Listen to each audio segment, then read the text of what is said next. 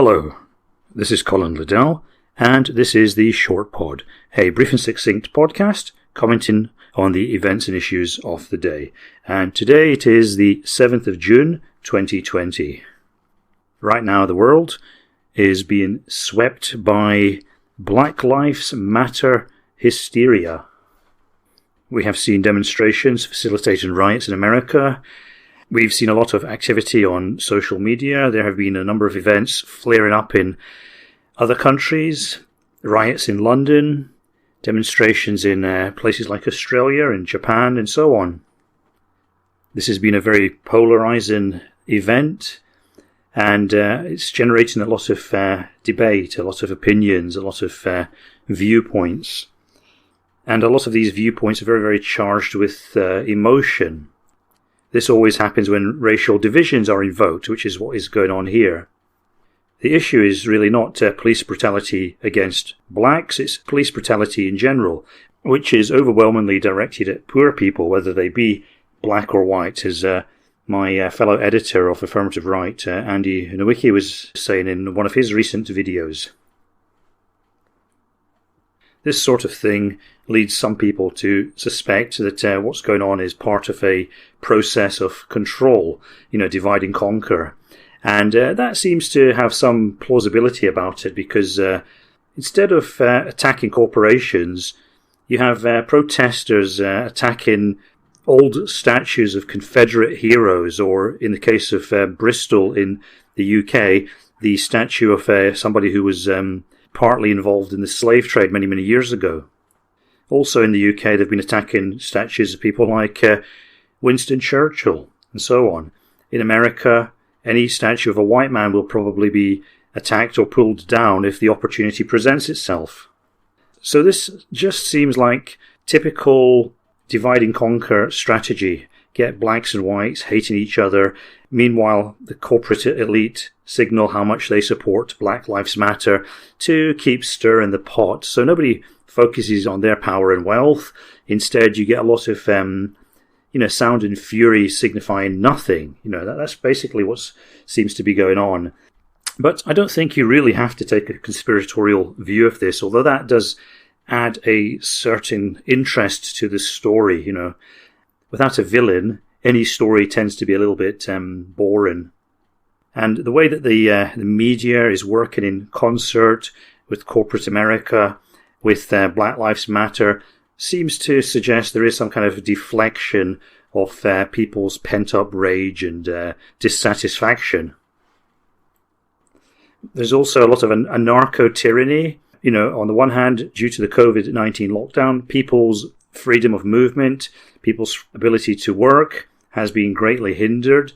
But at the same time, vast mobs of people can come together and demonstrate and riot, regardless of any precautions relating to COVID-19. The police are also taking a very softly approach to them. They're allowing them space to destroy, as in the phrase used, I think, about 6 years ago during the Baltimore riots. This seems to be the new received wisdom amongst police forces in the Western world. You have to take a step back and let the crowd vent its rage. Even if a few windows get smashed, a few statues toppled, don't worry about that, we can repair that later, insurance companies will pay for everything, blah blah blah. So, whether it's part of some grand Machiavellian scheme or is just a kind of haphazard series of events, what we appear to be witnessing is some kind of venting mechanism. People have been shut up, pent up for several months, and a lot of them want to get out and do something. They're bored out of their heads. They want to participate in thrilling and exciting events. What could be more fun than rampaging through the city, smashing windows, fighting with police, or chasing police in many cases. For young people, there's very, very few opportunities for them really to let their hair down. In the past, I think we used to have such things as rock concerts and music festivals, and I think that part of our culture is kind of withered and died. And so going to a rock concert now is very boring, very safe. Going to music festivals is as dull as can be. A lot of that is to do with the woke culture, this kind of almost puritanical, preachifying culture we now have. In the UK, football hooliganism used to be another, great way for people to let off steam. They used to go to football matches. They stood on the terraces. They got into, various kinds of altercations with opposing fans, pitch invasions, scuffles with police. This is why the UK police still use police horses. It was initially brought in to break up large, rowdy crowds. In a way, it's a modern version of 3D bred in circuses. Having unlimited porn, having unlimited computer games to play is not enough to keep all the people docile. So, occasionally there's little hysterical things that come along, and this seems to be one of them, where people get worked up about things. And the good thing about this, from the point of view of the establishment, is that it's non-threatening. It doesn't really rock the boat in any serious way. After all, what are people actually arguing about? What are they actually protesting for? What are groups like Black Lives Matter demanding? In essence, what this great polarizing debate is about is whether to have slightly laxer policing or not. Should we allow black people, black communities, to do a little bit more of what they're doing to each other? I'm talking here about a lot of this black-on-black crime in American ghettos. It's all about the police should take a step back. But actually, police in America have taken a step back already. That's why these black neighborhoods are rife with crime. Taking another step back would just compound that problem. So what Black Lives Matter really is demanding is more black-on-black crime. Any attempt to protect black communities from crime would require more proactive and aggressive policing. The sort of policing that we saw in the case of George Floyd, who was up to his eyeballs on drugs, and who was in charge of a vehicle, and who was getting ready to drive away and do who knows what. So, the smart prediction for how this latest bout of Western hysteria will play out is that it will fizzle out after a few symbolic gestures, because simply it's got nowhere else to go.